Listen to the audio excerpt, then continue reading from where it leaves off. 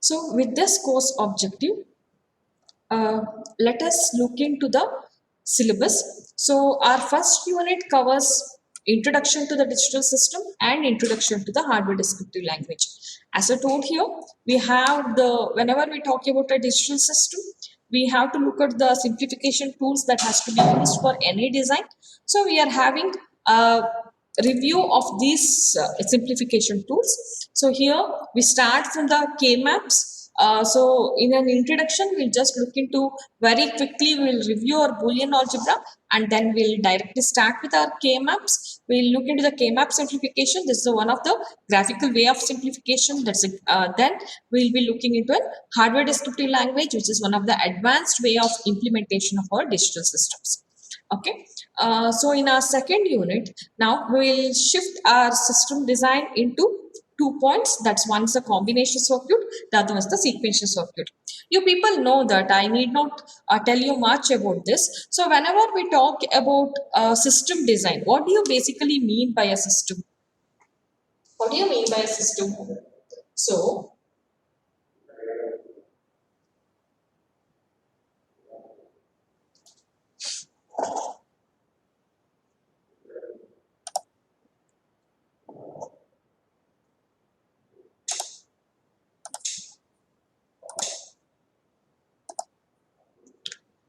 whenever we talk about a digital system design, okay, I want to design a digital system. I have digital system design. Okay. So now let us look into first, what do you mean by a system? What is a system? Uh, when I call an entity as a system, any idea? Anyone?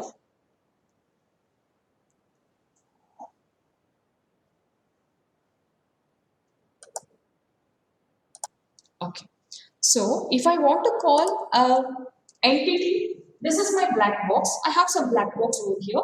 If I want to call it as a system, then what is that I expect? I expect that my system should have some sort of inputs. I'll be having a set of inputs. It may be a single input or a set of input I'll be having. Okay. And when I feed the input to this black box, this should be able to do some processing. Okay, so I should be able to do some processing. Processing in the sense it may be conversion of one form to another form, or it may be some computation. Okay, processing means it may be conversion or computation. Okay, whatever. I should be able to do this. Okay, after doing this, I should be able to give a set of outputs.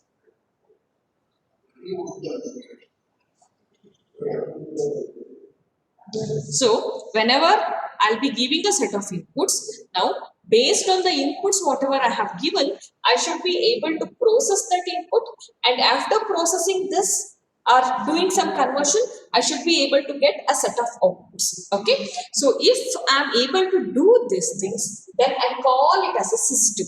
Okay, so what any system should do, it need not be digital an electronic system what we are talking about, any system as such, right? If I take my society itself as a system, so it will be giving me some inputs. One of the inputs that you will be having your basic behaviors, like you will be given with some guidance, you should behave like this, that, like, so these are the inputs, right? Then based on that some processing will be done, you will be changing it according to your wish, and then you will be giving your personality as an attitude, right? So that is also again a system. So any system if I take, I should be able to give set of inputs to that system, and that set of inputs whatever I'll be giving, it should be converted. Some processing has to be happening within, and after the processing I should be able to give a set of output, then I call it as a system. Okay, so now let us see, if I want to call that system as a digital system, then what is that I should do? Yes, anyone? Signal should be in a discrete form. Correct. So if I want to say that my system is a digital system now, whatever input I'm supposed to give here, no, that input should be a digital input, a set of digital input. Okay, if I'm able to give a set of digital input, perform some processing, and able to give a set of digital output, then I call it as a digital system. Okay, so if I'm able to give a set of digital input, performs the processing operation, and get that set of digital output, then I call it as a digital system. So now what is our agenda? Our agenda is to design such a digital system. Okay, I need to design such a digital system. So if I want to design such digital system, what is that I should know? I should be knowing what is the characteristic of the digital inputs I am supposed to give, and what is there within my system so that it will be able to process that, and what is the characteristic of that set of digital output will be fitting. Okay, see, whenever we talk about an electronics, right, right, electronics means I can, if I take it as a language, it's having two sub languages within it. Which are those? One I call it as an analog language, other I call it as a digital language, right? So, if I'm processing my system, if I'm giving an input in an analog way, process it and get the output in the analog way, then I call it as an analog system. If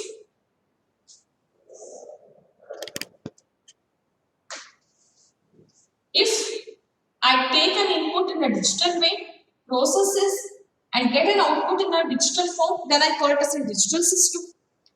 Suppose if I am giving an input in an analog signal to a system and take an output in the form for digital, then what I call it? I have Analog to digital converter. Yeah, that's a hybrid system, right? So that will be a hybrid system. So what this hybrid system is doing? In this case, I'm taking an analog input and convert it to digital. So I call it as an A to D conversion. Or if I'm doing the reverse, then I call it as a D to A conversion. Correct? So that will be a hybrid system. So overall, what is that I require to know? I require to know how to design an electronic system which may be in an analog platform, digital platform, or in hybrid platform. Actually, your third sem syllabus is also structured in the same way. See, what are the things you have? You have as an analog system design, you have digital system design, you have. So for this analog system, digital system design, what is the thing that you are giving? You're giving you a digital signal, right? So, or you're giving a signal. You are converting analog signal to a digital signal, or a digital signal to an analog signal for an hybrid applications and all, right? So you should know what are the characteristics you are having with this signal. So that's why you have signals and systems, right? So you have ADC, you have DSD, you have signals and systems. Now, whenever I talk about an processing operation, what is there within my circuit?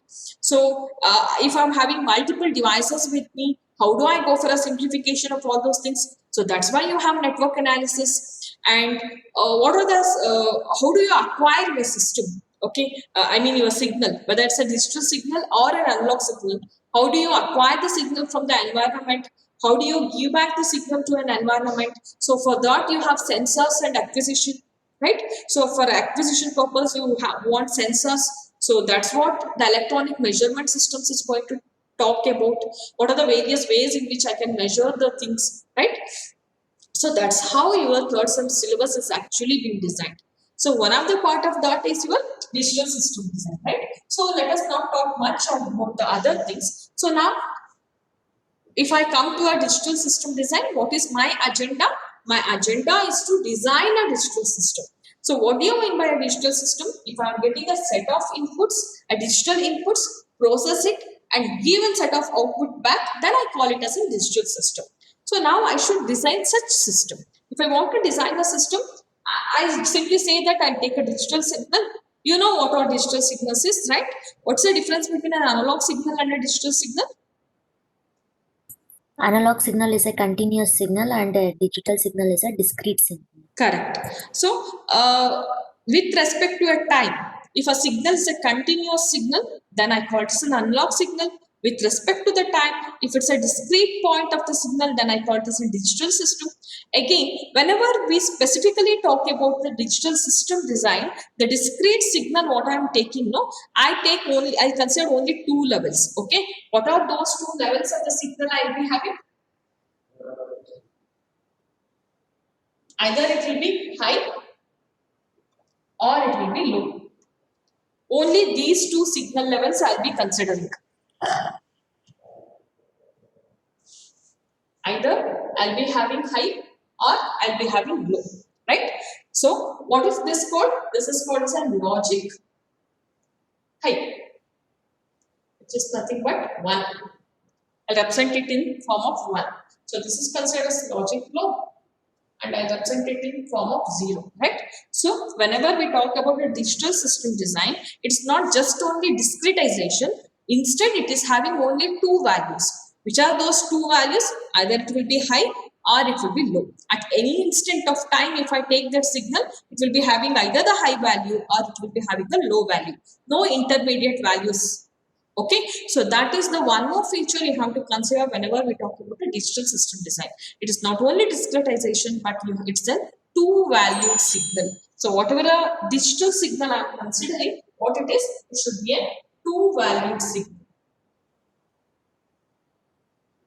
Right? So this is the one thing that I should know about the signals. Now coming to the digital system, okay, within my black box, what is that I should have? So I will be having a design network, right? So I am supposed to have a network here. What my network consists of? Network will be consisting of various digital components, right? So I should have a digital components which is going to process my signal, or which is going to convert this signal from one form to another form, whatever, or it will be doing some computation. Okay, so I should have that. Now, what are these digital components that I'll be using? Any system will be having some basic thing. Okay, how advanced you go. If you go on dissecting it, finally you will be having some basic entities that will be used. So that is what you are going to learn. Okay, so whenever I look into these basic entities, how exactly they are going to behave, my system can be classified in two ways.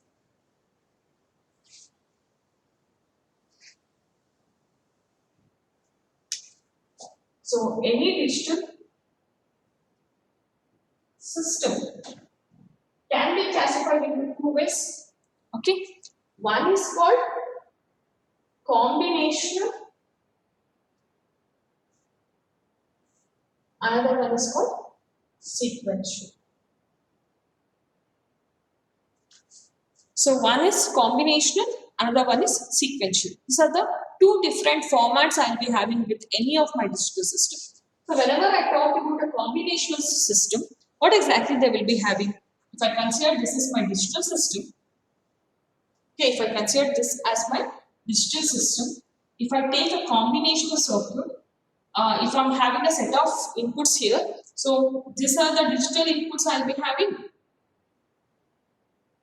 It will be performing some processing and give me a set of output, which is my digital output, right? Now, how do I define it? A system in which, as soon as I give an input, I'll be getting an output. Now, my output, whatever it is having, it is the output, whatever I'm having, it's a function of the present input only. It's a function of only the present input. Then I call it as a combinational circuit. So it is a function of only the present input. Then I call it as a combinational circuit. Then what are sequential circuits?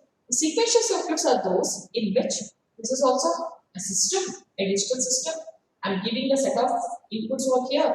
I'm taking a set of outputs now. But this output, whatever I'm having now, it is not only the function of a present input, but also the function of present input and the past input. My output is not only the function of a present input, but instead it's a function of present as well as the past input. Then I call it as a sequential systems. Okay, so any digital system can be either classified into combinational and sequential system. So if I'm saying that it's a combinational and sequential, how do you know it is combinational or sequential? You look into the output function. If my output function is if my output is a function of only the present input, then I call it as a combinational circuit. If my output is a function of both present and the past input, then I call it as a sequential circuit. Okay, So now if I want to design such combinational and sequential circuit, what exactly I require? I require various combinational devices or various combinational components has to be designed. Okay. Similarly, for a sequential circuit, it is having its own way of designing a sequential circuit. So how exactly we are going to do these things? That is what we are discussing with this units. Okay, so my unit 2 and unit 3 is dedicated for my combinational and sequential circuits. So you can see what all the combination circuits we will be talking about. Again, here we talk about a very widely used combinational circuits, such as coming to your arithmetical circuits, we will be looking into adders, various types of adders and subtractors, then decoders, encoders, multiplexers, demultiplexers, and how exactly these things can be even implemented in our Verilog models. Okay, so that's what we are discussing here. Then coming to the unit 3, you will be having the sequential circuit design here. So what are the various sequential circuits? The basic sequential circuits, we'll be talking about the various types of flip-flops available and the application of these flip-flops in the form of registers and counters. Okay, and again, how exactly they can be implemented in the Verilog module. So this is what we are discussing in our unit 3. Then coming to unit 4, unit 4 talks about the advanced version of our sequential circuits. Okay, like again in the form, how exactly this sequential, basic sequential entities what I am having, no, that is my registers and flip-flops. How do I use this in designing of any circuit, in any sequential circuit? That analysis we are going to do here along with the state machines. Okay, then we will be talking about, again, these are all the various applications we have with the sequential circuit. How exactly my sequential models are designed and how it has been implemented with the memory. Okay, because one of the very widely used component of a sequential circuit is a memory block. So in order to use this memory block, we have various types of things available, that is programmable array logic memories. So what are the different types of PLDs, programmable logical devices we are having, that we are looking into in our unit 4 along with the its Verilog implementation. Then unit 5 is dedicated for IC technology. As I told you, we'll be looking into, okay, if I take one digital IC, how do I analyze the digital IC? Like what are the various performance considerations I need to look at? And a very widely used IC technology, one is the TTL logic, the other one is the CMOS logic. Okay, so that's what we are going to learn in our syllabus. Then coming to the textbook what we are following is, it is Givon. Okay, Donald D. Givon, Digital Principles and Design. Okay, this is the textbook we are going to follow for the digital system design aspect. And for the Verilog component installations and Verilog model, we are using Roth. Digital system design using Verilog Roth. Okay, so this is the textbook we are following. These are the two textbooks we are following. Okay, with this we'll be having the following course outcomes. Once you finish this course, what is the expectation from you people? You should be knowing how to formulate the K-map and its simplification, various methodologies to design the digital computational blocks, and implementation of a sequential logic circuit using flip-flops, using state diagram, and the compare different logic families. So you should be able to do this. Fine. Which was a textbook you followed actually? Whenever we talk about a digital system design, that's what, whenever we talk about a system design, what is that basically I require? I want my system to be designed in such a way that it will be giving me a very good performance. Okay, and if I want it to be having a good performance, what are the various things that I'll be having? I have to performance in the sense of what, how exactly it is giving, how effectively it is giving me an output. Okay, so for that, what are the things that I have to consider? One thing is I need to look at simplification of my system as much as possible. Why I should go for a simplification of a system? The thing is, by simplification of my system, I will be able to reduce the number of components I'll be using, as well as I'll be able to reduce the delay that I'll be having in getting the output. So by reducing the number of gates, what I can do? I can minimize the cost. At the same time, I'll be able to minimize the time delay that I'll be having. Okay, so this is a basic agenda for simplification of any system. So whenever I talk about a simplification, what is that I have to look at? I have to look at reducing my components as much as possible.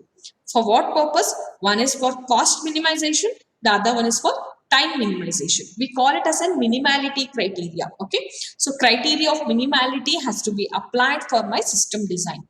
So if I want to apply the criteria of minimality, how do I do that? So for that we have various simplification tools. One of our very primitive and the basic simplification tool we use is called as Boolean algebra. Okay, Boolean algebra is the one of the very primitive simplification tool that we will be using. Coming to the Boolean algebra,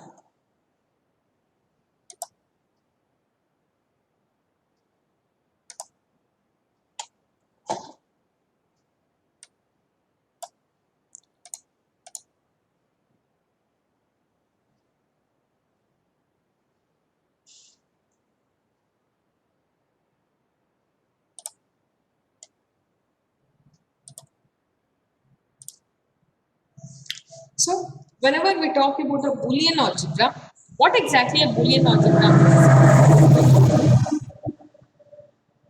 It's a mathematical system in which will be there will be manipulation of a variables, right? So it will be having a set of rules, and based on that rules, we are going to manipulate our system so that I'll be able to get a proper output. So basically, it's a mathematical simplification tool. And whenever we talk about this, is the one which will be applied either to my logic systems or I'll be using it with a digital system. What's the basic difference between logic system and the digital system? Whenever we talk about a logic system, it will be consisting of true and false. Whereas if I consider a digital system, it will be having high, low, or 1 and 0. Okay. Now, how do I do that? What exactly this mathematical system consists of? It will be having the model. The model of this mathematical system is generation of a Boolean expressions. Okay. We are going to generate a Boolean expressions, and this Boolean expressions are generated using Boolean operations and Boolean variables. Why the name Boolean? It is just by an algebraic, a mathematician called Boolean, right? Boole. So he is a fellow who actually initiated or proposed this type of structure. So in his name only we have started it. That's all. Okay. So always your Boolean. Whenever we talk about Boolean, my B should always start with a capital letter. Why? Because it is with the name of a mathematician, right? So that's why I'll be always starting it with a capital letter. B should be always starting with a capital letter. So what exactly this Boolean algebra mathematical model consists of? This is modeled using a Boolean expressions. And how do I create these Boolean expressions? Through Boolean operations and Boolean variables. So what are the common Boolean operators I'll be using? It will be an AND, or, and not. That's why in our digital system, I call my basic gates as AND gate, NOT gate, OR gate. And right? Why? Because these are the basic operators that was proposed in our Boolean algebra. So that's why we have used this as a basic gates. So coming to the AND, we know what is not. So it's a complement, right? And how do I denote it? By a dot. And we know what is an and we know what is OR and all these things. So if I want to call something as a Boolean function, what it should consist of? It should have a Boolean variables. It should have at least one Boolean operator, and it will be having set of inputs. And we know what is the set of input. Either it will be 0 or 1, right? So then I call it as a Boolean expression. Then how do I generate an expression using a Boolean algebra? So whenever we talk about a Boolean expression, how do I go for an expression design?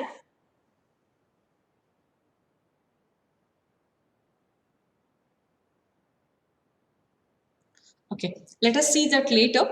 So if I want to design an expression, what basically I will be having? I will be going with a set of rules. As I told you, my Boolean algebra means it will be having a set of rules. What are the various set of rules that will be followed for me? So in general, like any other mathematical axioms, here also I should go through a set of I should be able to follow these laws. Which are the laws that we'll be talking about over here? So one is called as an commutative law. I should be able to follow a commutative law. I should be able to follow a distributive law. It should be obeying the closure law. So these are the three fundamental things that I'll be having with any system, right? So I should be having commutative law, distributive law, and the closure law. Along with this, what are the other things that I'll be having? My Boolean algebra will follow. One is called as an identity law. The other one is called null law, idempotent law, and the inverse law. What do you mean by identity law? Identity law says that if uh, I'm going to compute any one of my Boolean variable with an identity element, then I'll be getting the same Boolean variable. That is what my identity law tells me, right? If I'm having any Boolean variable computed with an identity element, then I'll be getting the same Boolean element. What is an identity element? For AND logic, for a multiplicative logic, it is one is called an identity element. For additive logic or for an OR logic, 0 is called as an identity element. See, if 1 into x, if 1 is ANDed with my Boolean variable x, then I'll be getting x only.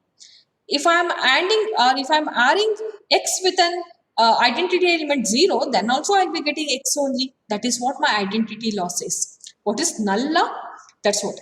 If I'm computing any of my Boolean variable with a null element, then I'll be getting null as an output. So 0 is a null element for an and 1 is a null element for OR. What is idempotent law? Idempotent law says that if I'm having any multiplicate, if I'm having a duplicate, redundancy is there, then that redundancy will be absorbed in a idempotent law, right? So identity, if I'm having same type of element within, then that will be absorbed.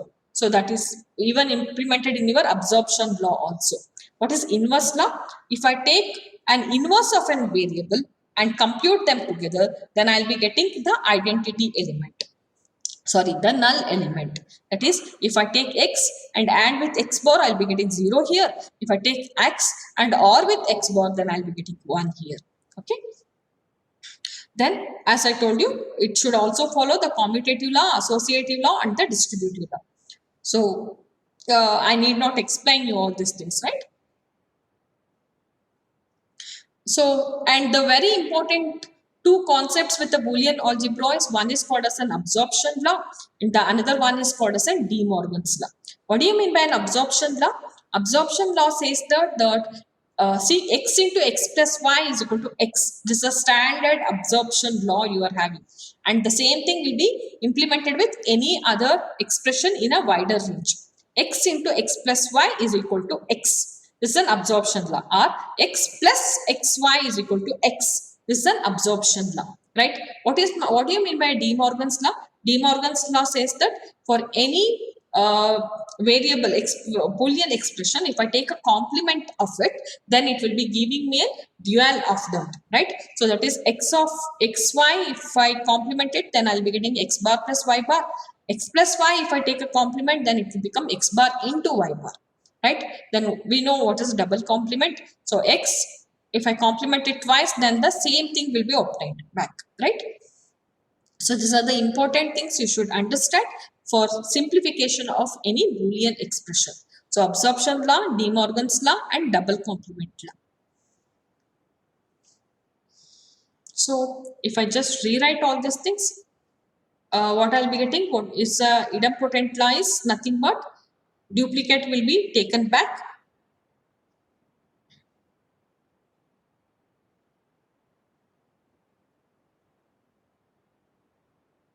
So that is about the laws that I will be having with the Boolean algebra. So now, before our next class, this is an assignment for you people. I just want you to simplify the given expression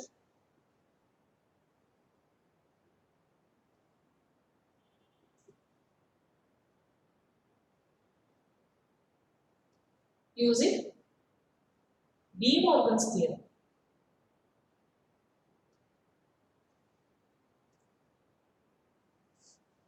Okay, what is the expression? Expression is the f of, this is a function, right? This is a Boolean function. Boolean function is equal to, I have given it x y bar z plus x bar y z bar plus x y z bar. Okay, so this is the expression.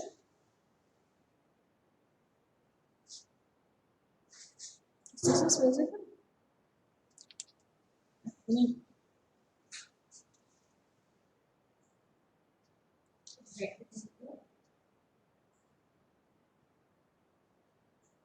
X y bar z plus x bar y z bar plus x y z bar. Okay, so this is the expression. I want you to apply the De Morgan's theorem for this expression and get me the simplified output. This is the assignment for you before your next class. I want you people to solve this. Okay, so one more principle that is we have here is duality principle. What do you mean by a duality principle? So any Boolean expression I take, I can obtain a dual of that. Okay, so how do you obtain a dual of a given expression? For example, let me take an identity law. What my identity law says, x plus 1 is equal to x, right? Now what's a dual of it? The dual is just a the complement of it. So what's a complement of it? I'll be taking my variable as it is. The complement of the operator I do. This is Boolean operator, right?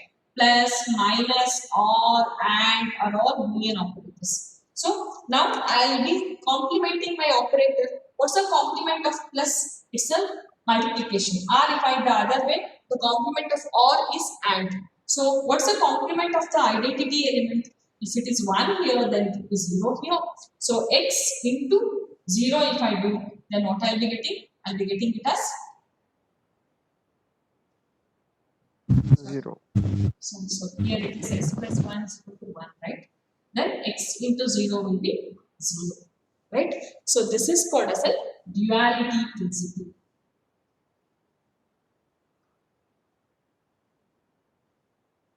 The other way is the null element, right? So this is null element.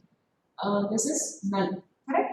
Now if I take an identity element, then what it says, x plus 0 is equal to x and x into 1 is equal to x, correct? This is what my identity element says. See, now this is also dual, no? So I'll take x plus 0 is equal to x. So what is the complement? Dual of plus, that's the and. If the dual of or is and, the dual of my element 0 is 1. So it will be giving me the same result. So this is called as a duality principle. Okay. So this is also one of the very important principle that you will be having for simplification. So whenever I'll be going with the simplification of a Boolean algebra, what are the set of laws that I'll be using? I'll be going with commutative law, closure law, associative law, distributive law. I'll be going with distributive law. Then one more other very important laws along with these laws are identity law, null element law, idempotent law, absorption law, and De Morgan's and duality principle. Okay, this is very important for simplification of an Boolean algebra. And in our next class, I just want you people to solve this using De Morgan's theorem. Is this okay? Yes, ma'am.